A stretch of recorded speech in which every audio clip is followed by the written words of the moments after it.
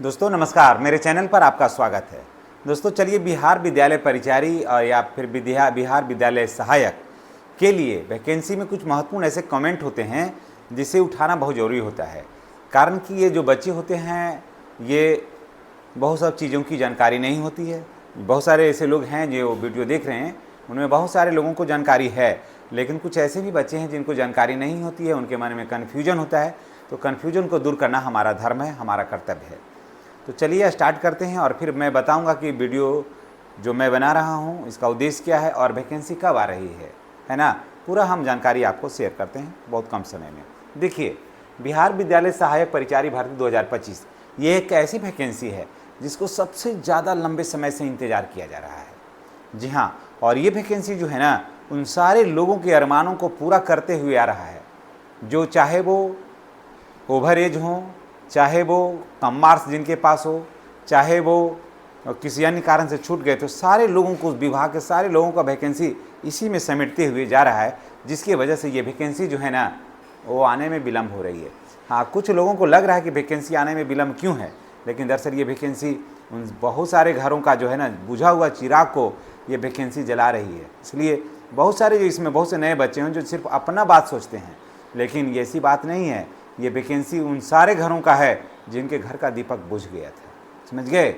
जब मैं वीडियो बनाता हूँ, मैं अपने साथियों को, अपने साथी के बच्चों को बारे में मैं सोचता हूँ जिनके पिताजी एक्सपायर किए हैं, तो मैं उसके दर्द को मैं समझता हूँ, मैं देख रहा हूँ उसको।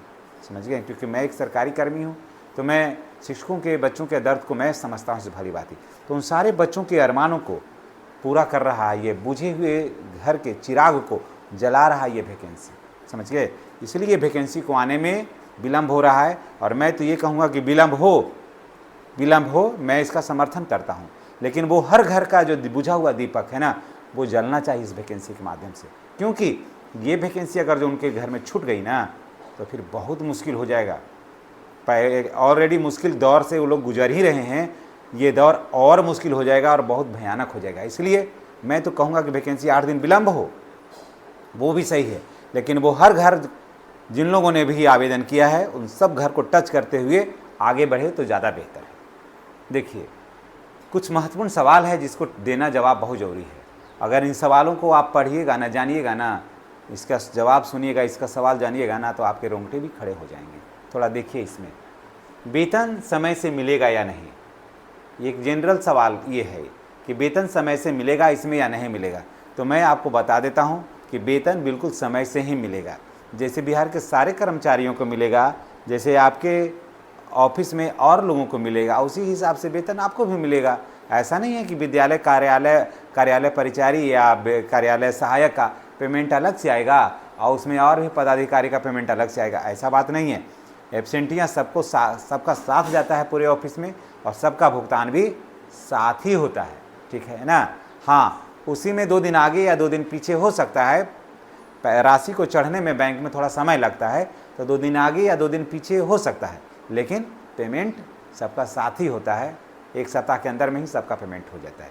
इसलिए आप घबराएं नहीं, आप तैयारी करें। ठीक है? यहाँ मुझे लगता है कि यहाँ पर आपका कन्फ्यूजन अब दूर हो गया होगा। फिर देखिए, अब आगे बढ़ते हैं। इसमें वेतन 28,000 से 30,000 बढ़ेगा या 16,500 से 15,500 ही रहेगा। तो मैं आपको बता दूं कि बिहार कार्यालय परिचारी का पेमेंट है 28,000 प्लस है। ठीक है?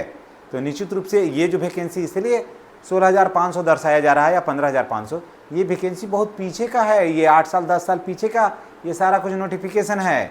समझ गए? ये जो वैकेंसी अभी आपके लिए तो बना नहीं, अभी तो आया नहीं है उसका नियमावली। ये जो आप देख रहे हैं 16,500 और 15,500, ये 8-10 साल पहले से चल रहा है। ये उस समय शिक्षक का वेतन कितना था? 13,000 रुपया।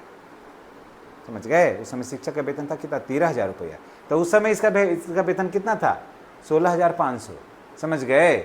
उस समय तो 16,500, अब टीचर का वेतन हो गया 50,000 रुपया। तो सोचिए कि कितना बढ़ेगा। कतनों कम बढ़ेगा तो 30,000 प्लस होगा विद्यालय सहायक का, और विद्यालय परिचारी का 28,000 से नीचे नहीं वेतन रहने वाला है। समझ गए? ये 16,500 और 15,500 इसलिए कहा जाता है कि ये वैकेंसी ये 8-10 साल पीछे का है, इसलिए इसके लिए घबराएं नहीं, तैयारी करें।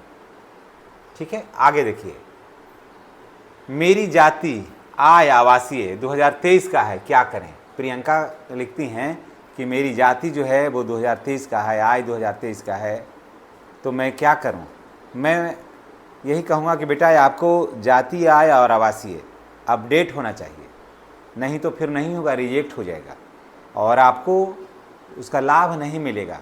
फिर आप जनरल कैंडिडेट बनकर रहिएगा, फिर जनरल में बहुत मारा मारी है, समझ गए। वहाँ एक से एक मेरिट वाले रहते हैं, जनरल में मारा मारी बहुत हो जाएगा। इसलिए आप जाति आय और आवासीय अभी आप बनाइए। मैं तो यही कहूँगा कि आपने वीडियो देख लिया है और आप जाइए साइबर कैफ़े में। 30-30 रुपये में तो बनता है, 30 रुपये में जाति, 30 रुपये में आय, 30 रुपये में आवासीय। अगर ओबीसी में है तो एनसीएल बना लीजिए, SC ST में है तो कोई बात नहीं है, ठीक है।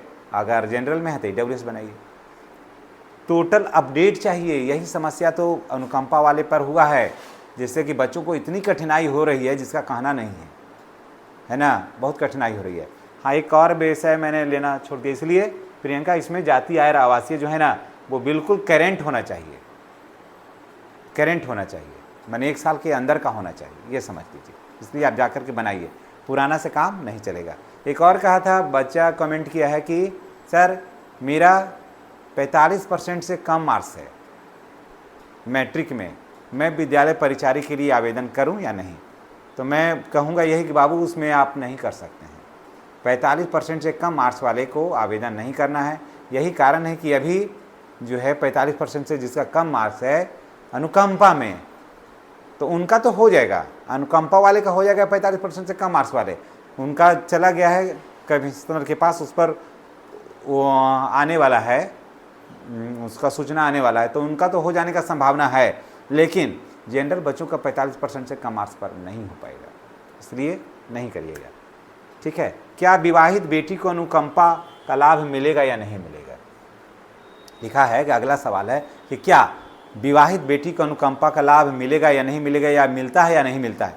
मैं बता दूं कि बेटा हो या बेटी, विवाहित हो या अविवाहित, बेटा और बेटी में कोई अंतर नहीं होता है, समझ गए। इसलिए विवाहित बेटी को भी अनुकंपा का लाभ मिलेगा।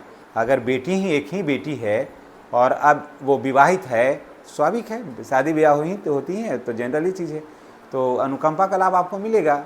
अगर आप एक ही बेटी हैं, विवाहित हैं, या 2 बेटी भी हैं, मानते हैं कि 2 बेटी भी हैं, और एक के पास क्वालिफिकेशन नहीं है लेकिन अगला के पास क्वालिफिकेशन है और आप विवाहित हैं, तो बिल्कुल अनुकंपा का लाभ आपको मिलेगा। इसलिए आपको टेंशन करने की जरूरत नहीं है, आपको मिलेगा अनुकंपा का लाभ। अगला सवाल है कि इस वैकेंसी में फॉर्म नहीं भर पाए, अगला वैकेंसी कब आएगा। देख लिए, अब आप लोगों को लगता होगा कि देखिए इतना शोर मच रहा है, मेरे चैनल पर ही कितना वीडियो इस पर बना है, फिर भी वैकेंसी छूट गई। लोग कहते हैं कि इतना वीडियो बनाते हैं, इतना जानकारी देते हैं, फिर क्या फ़ायदा है, कब वैकेंसी कब आएगी।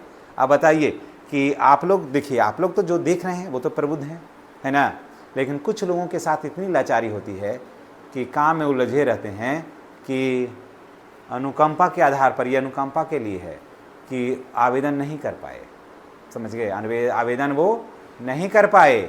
अब सोचिए, आवेदन अब नहीं कर पाए तो अब कब करेंगे, अब होगा, अब तो अब नेक्स्ट वैकेंसी अब कब आएगी, तो अब वैकेंसी तो आएगी ही आएगी।